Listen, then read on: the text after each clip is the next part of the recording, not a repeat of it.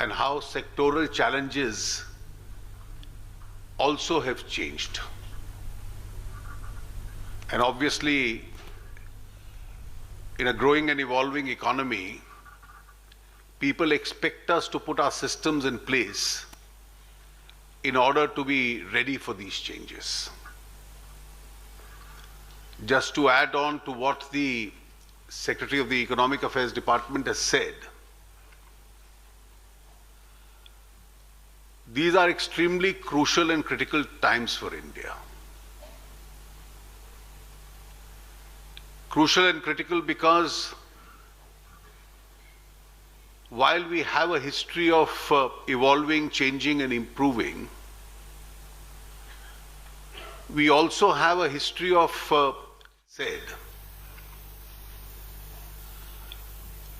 these are extremely crucial and critical times for India. Crucial and critical because while we have a history of evolving, changing and improving, we also have a history of at times squandering away advantages.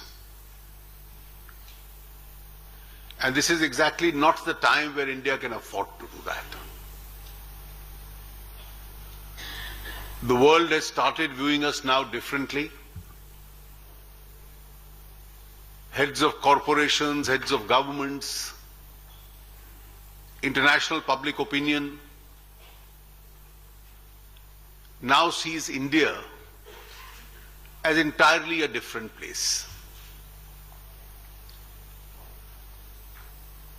And within the country itself, the more we unlock our potential and more we unshackle our energies and liberate our system from various controls, the more the aspirations are growing. And therefore it is one thing for the international institutions to call us amongst the fastest growing economies in the world. But it is also equally true that India today has become more aspirational. And aspirational to the extent that it is no longer satisfied with a 6 to 8% band of growth. And therefore, even when the world has slowed down hugely, and we stand out in what is popularly now being referred to as a bright spot, still our level of satisfaction is not adequate. And therefore, we have to continue to change, to evolve, to improve, to reform. And therefore, when the chairman of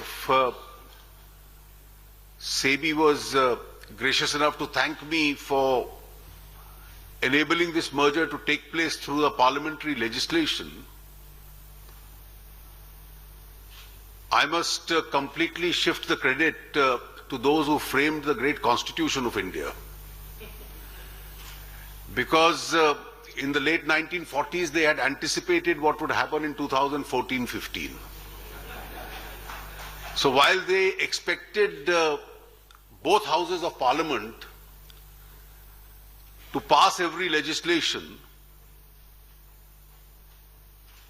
wisdom had dawned on them and they had provided for a provision in Article 110 for money bills. And these money bills only required a positive vote in the lower house and just a discussion and a reference back from the upper house. And therefore it carved out a great exception. And reading and rereading and reinterpreting the width of that provision has probably now enabled us to ensure that more and more legislations will go through. So I entirely shift the credit that you have given me to those who thought of inserting this provision, because they had the wisdom of the future to anticipate that deadlocks should not block India's growth story.